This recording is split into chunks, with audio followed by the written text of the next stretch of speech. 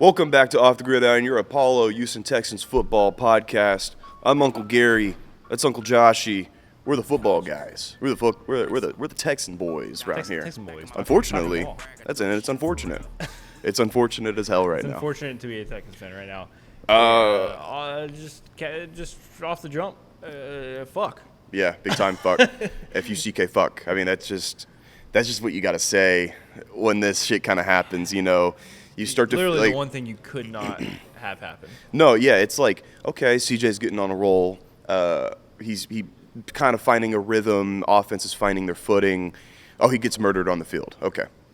And at that point, and then he's knocked out, looks like. And then, boom, he gets declared out for this Sunday against the Jacksonville Jaguars. Davis Mills is going to be starting. That's like the worst case scenario. It's we were talking before this. Basically, a 2-loss swing. Yeah. I fully believe you win last week with CJ playing. Yeah. And then I think you absolutely handled the Jacksonville Jaguars with CJ playing as well. Absolutely. And I still think you have a chance with Davis, but that concussion is a 2-loss swing. And when you couldn't afford it, you could be looking at, and they should be looking at, what would that be, 2 games over, or a game over 500 if they won last week and win? Yeah, they and then you're going into Tennessee, like you're looking at. They were 3-4 after 49ers, so if they would have won against the Broncos, they'd be 4-4 right now, not 3-5. And you'd be 500 ball club with, on a roll. Winnable games coming up. Yeah, it's big time. It's just not good. And to catch you up, we missed Friday episode, Tuesday episode. I was in New York. Having a ball, Halloween weekend in New York. It sounds like you were. Yeah. Based on your voice. I didn't get that much sleep. I was sleeping on Noah's pull-out mattress, so kind of the springs so comfortable at that. kicked my ass, dude. And dude, I tell you what, sleeping on the couch, like, cause I'm 27 now. Sleeping on the couch or like a really uncomfortable air mattress or pull-out mattress. It ruins your day, dude. You do it multiple days in a row. Oh God, the sleep is terrible. You ain't 22 no more. No, I'm not so limber anymore. I'm old as shit. But yeah, Broncos game, went into it hot. Looked good the first few series. Looked really good. Looked okay. I mean, the Broncos defense is maybe with us right there, the best in the NFL. But I mean, they looked like they were moving the ball. They got stopped in the red zone again. Yeah. Red zone issues again. But overall, it looked like they were figuring it out, and I was like, okay, they're going to start cooking. CJ's going to win us this game, and then the worst possible thing happened. Yeah, and then he gets murdered, which wasn't even a dirty hit. That was just no. He hit him, and he bounced off. I mean, he initiate the slide, and yeah, he got kind of decked in the chest, but he slid real fast, and his head bounced off the turf. It wasn't like honestly, a launch or anything. It was just shitty luck. Can I have a wild take? Sure. That is probably ill-informed, but fuck it. Sure, fuck it. I feel like more quarterbacks get hurt doing this slide than if they just did a little like just dive barrel roll. A lot of things like do a forward barrel roll. A lot of quarterbacks just aren't good at sliding. Well, it didn't seem like it, but it's like when you're putting yourself in this position where your head is right here and any little hit on you is going to bang your head into the ground. I just feel like that's how many concussions have we seen from quarterbacks with this. I would rather you just dive and do a little roll like that. Like I don't know. I mean, I'm sure some genius medical person is like, it is safer to slide how they're sliding.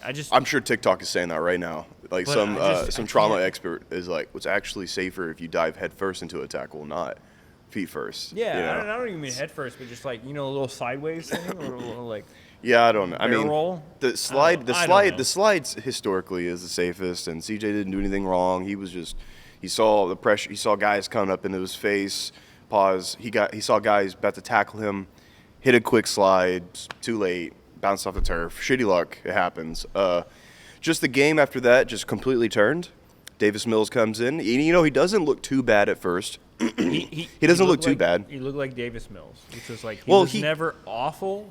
He'll make a throw every now and then. He'll be like, "Huh, Stanford," and then he'll make another throw and he'll be like, "Oh, Stanford." Yeah. All right. Yeah, he's never awful, but he's just not like. There's a clear difference in like playmaking ability. It's just not. He can throw a ball occasionally, but and the second half. I don't even have the second half numbers, but there are no second half numbers. We didn't do anything in the second half. It's awful. Especially the fourth quarter. Those last few drives were although Davis Mills, our backup quarterback, was playing the game and trying to lead the charge, it was coaching malpractice the entire time. Nick Caley didn't know how to call plays the entire game. That entire goal line fiasco, where we lined up on the one and ran 3 or 4 straight run plays. No QB sneaks. Goal line offense is I think the biggest single problem. It is so turbo dog shit. It's crazy. It's so dog shit. 0-10 on less than 1 yard or like 1 yard goal line situations. That's crazy. They're 0-10. They haven't scored. You know the thing you want to do in football? Get down the field, get on the goal line, score a touchdown. They've scored 0. They've gotten on the 1 yard line 10 times this season, and they have scored 0 touchdowns. That's tough. Crazy. That's tough. That's your offense. That's your offensive coaching right there. Yeah, that's just not knowing what to do. That's having nobody winning in the trenches. Yeah. I mean, and that's what we're still landing on this, right? We'll have the good games against like the Niners and the Ravens and the Titans, of course, but then you play a good team with a good front seven, and then they expose us, especially in high leverage situations like that where we're on the 1 yard line. I mean, it was like a Nick Chubb run, 2 straight British Brooks runs. I don't even know. I mean, no QB sneaks. I just couldn't believe my eyes when I was watching it. But the entire time is like, I was thinking like, well, that's what you're supposed to do. But like, you can't. So you're like, what do you do? Yeah. Any play action, bootleg on the one always ends up as an incomplete pass or something.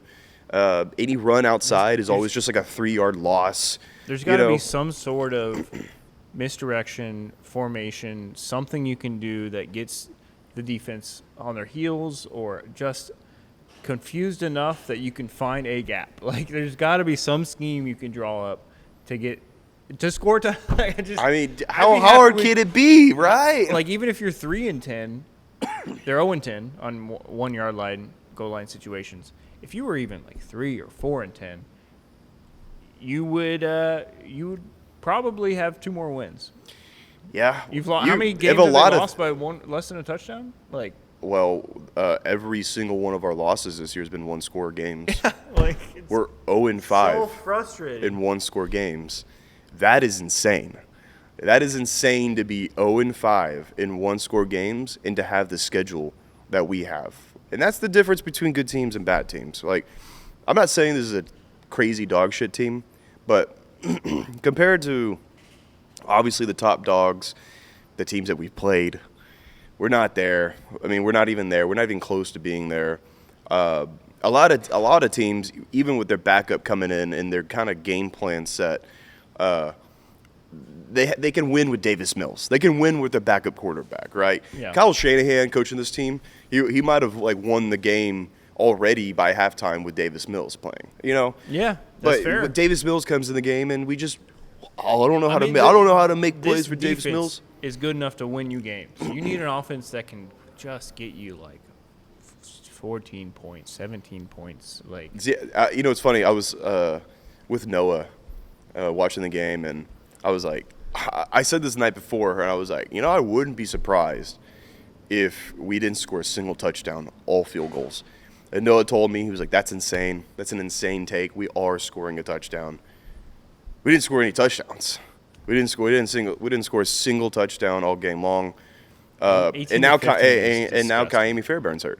Yeah, so I know. The week after he literally is kept you in the game. Well, that just goes to show you how your red zone inefficiencies can be a factor on the team's health as well.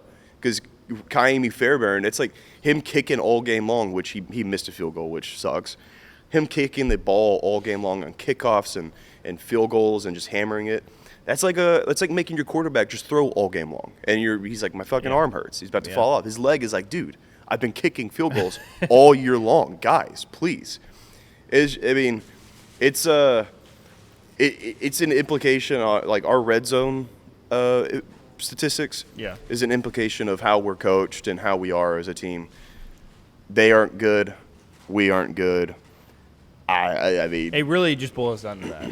As frustrating as it is to have CJ out, like, obviously, like, you want CJ in there, but you're the reason why you're in this situation where you're 3-5 is mostly coaching.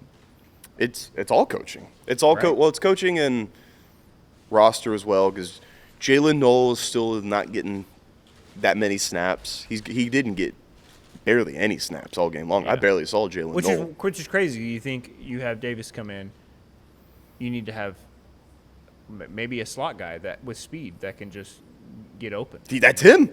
Yeah, that's like, him. Wouldn't you want Davis to okay? He can just dump it off, at worst, do some screens, like get you some yardage. Oh, yeah, they're trying to they're trying to scheme it up with Harrison Bryant. They're trying to scheme it up with Braxton Berrios. It's like, what are we doing? What are we doing? And when Davis Mills came in the game, I was looking around and I was like, well, I don't know how well he's going to play, but I don't think it's going to be good enough against this Broncos defense, which the Broncos defense came out of the halftime and we're like, okay, we know. We'll stop fucking around. We know how to stop Davis Mills. Yeah, exactly. It gave them a boost as well. Yeah, and yet another game where the offense just fails the defense on just all accounts across the board. We're going to talk about the defense, but before we get to that, Josh, let me tell you about something. All right. Have you ever heard of Underdog? Absolutely. It's a trick question you have heard. We talk about it yes. all the time because we love it. Football excuse me. Football season is in full swing, and Underdog is the best place to get in on all the action. Playing on Underdog is easy. Just pick whether your favorite players will go higher or lower on stats like rushing yards, receptions, touchdowns, and more. Get your picks right, and you can win up to 5,000 times your cash. 5,000 times is so much cash, really. I mean, before the game, I couldn't do Underdog because I was in New York, and if you read the terms, you can't play in New York. But if I were here, I would have done Nico Collins targets higher because he was getting a lot of targets from Davis Mills, which I respect. And I'm going to do it again this week. Nico Collins targets higher. Give me that, dude. All right. You know what I'm going to do? I'm going to Trevor Lawrence touchdowns 1,000,000. No, I'm going to do Trevor Lawrence lower on his passing yards. It's at 204.5. I think he gets absolutely. I think the one thing that this team can do, and I can hope that they can do, is stop a quarterback, and I think they can do that. We're going to talk about how well they can stop. They held Bo Nix to 150 passing yards last week.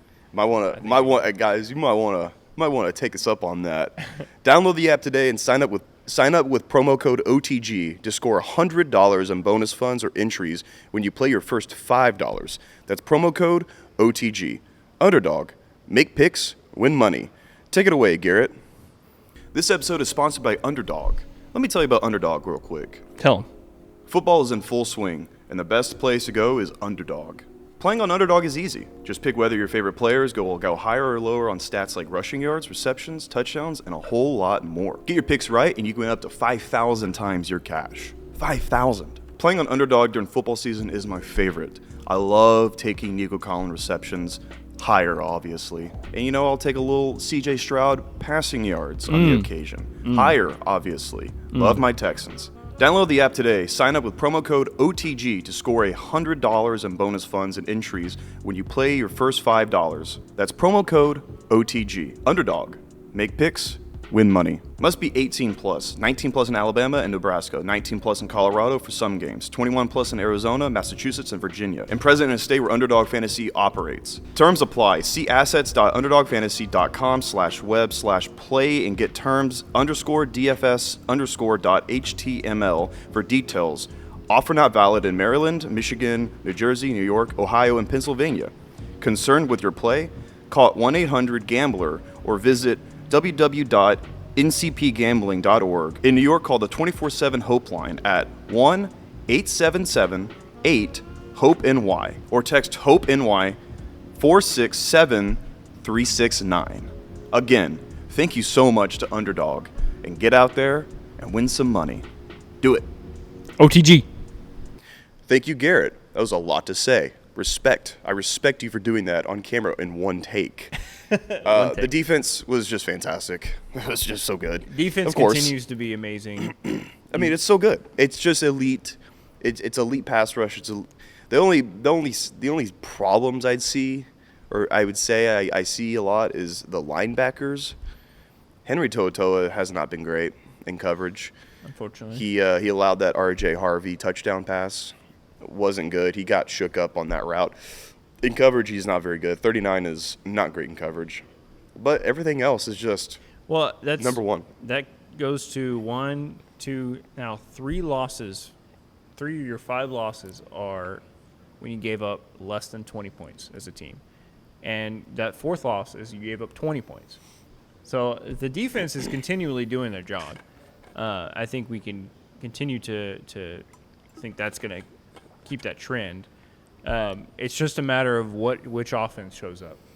And with Davis Mills in there, I don't know if is this going to be the prediction on the pod that it's an L? No. Are we thinking? What are we thinking this week? Yeah, well, so I'm thinking defense will come in and give the Jaguars hell. They just traded for Jacoby Myers. Cool. But I just feel like at home they are going to struggle on offense, and our defense is going to give us chances. Really, Davis Mills they're going to have to scheme it up for our run game, man. They're going to have to scheme it up for our run game. We couldn't get anything going on the ground, really. Yeah, last week Chubb was the highest rusher with 34. Yeah, that's not going to – I mean, and I get it. After CJ goes down, offense is just – when a wheel falls off the wagon can't work anymore. Yeah. So, I mean, that just happened. But this week, you got a spare on. You got your spare on. You went to Discount Tire. They give you a shitty little spare, and you say, I can make it to my buddy's wedding this week, I think, on that. Can they make it to Tennessee on that? Can they make it to Tennessee on that? On the spare? On the spare. You've driven to Tennessee before. I have. It's not a bad drive. It's not a bad drive. But would you drive it the whole way on a spare? No. No, you would have to take it slow the whole time. It'd take you 20 hours to get there. Yeah. And that's what we're going to have to do. Take it slow. Control the clock. Time of possession is going to be very important. I like that.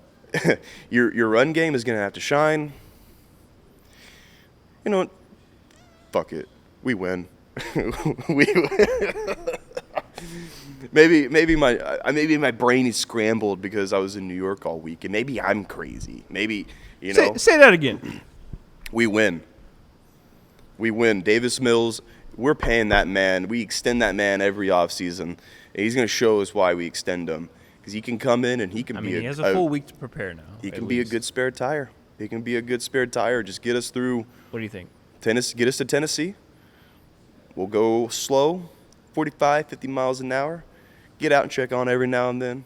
See if it's all good. What's your final score?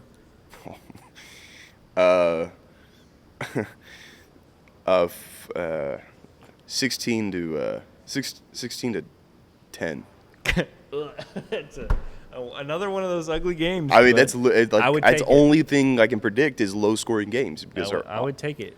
That's a lot of field goals from whoever we hold up. The guy that I mean, it's been a crazy week for me, and I got on Twitter just like a little, like in a haze because the lack of sleep, like waiting in airports. Yeah. And I was just like, saw this white guy in the locker room, and the right kicker. I was like, what? Who are you? What? Who are you? I like where your head's at. I think they win. Even uglier. 10-9. Oh. I think they hold the Jaguars to just 3 long field goals from their record-setting field goal kicker, Cam Little. They hold them to 3 field goals, and they managed to get a touchdown and a late field goal to win it. It's absolutely disgusting. It's disgusting. It's absolutely disgusting. It's either going to be that or Cam Little hits like a 59-yarder to win the game. Yeah. I mean, because Probably more likely. It's like 13-10 them or something. Opposing kickers love kicking the shit out of long field goals in NRG. Yeah, I don't know fair. why. I mean, maybe the entire city of Houston is built on a Native American burial ground. And that's why, I mean, well, thank God for the Rockets. Thank God for the Rockets. Thank God the Rockets But are killing it. I mean, Fred VanVleet went down, but we're still looking very good. Yeah. But the Texans aren't. The Astros aren't right now. And this week, maybe the Texans can break that curse. Maybe they can create a seance. One last thing before we finish it up. What are your thoughts on not making a move at the deadline? Are you okay with that? Oh. Are you pissed about that? I mean, here's the deal. I just don't know what we could have done. Like what we were, because people were like, get Breece Hall, get this person, get that person. I'm like, does Breece Hall really? Yeah. Does he change how we play? As somebody that has him in fantasy and has seen him put up plenty of stinkers, I don't know if Breece Hall is the type of like dynamic playmaker that could succeed despite a bad line. Yeah, I mean, you're not getting Saquon. It's not Saquon. It's not Derrick Henry. He's not like a dude that is so like physically overpowering and so amazing that he could succeed where other running backs aren't. I wanted them to make a move, but maybe that's more of just like, please, we need help. Make a move. Any moves, make a move. I don't know if anything would have helped. Really. People want splashy stuff. Even if we did make a trade, it wouldn't have been splashy. But no matter what, we're not gonna. I mean, like an O-line guy could have been nice, but I don't know. I just don't. I mean, how are you gonna plug him in and like just be like, okay, now that y'all are good, now we're gonna go to the playoffs. That's true. That's to me, that's Nick Caserio saying, it's either this team or it's either this team that gets to the playoffs or we're not going to the playoffs. We just punt it for next year. Yeah, that's what it tells me. I mean, I didn't understand when people were like, what? No trades? Nick Caserio? It's like, what's he supposed to do? We're 3-5. Yeah. Like he's not gonna. He can't. I mean, but yeah. That whatever. I feel you. You know where I'm going after this. Where are you going? Going to Big City Wings, Houston's Wing Joint, Apollo's Wing Joint. They have the best ball watching environment, the best beer, the best appetizers, the best service, and of course the best wings. If you go, which you should, find your local Houston location. There's a bunch of them. Tell them Apollo sent you, and they'll be like, "That's super cool."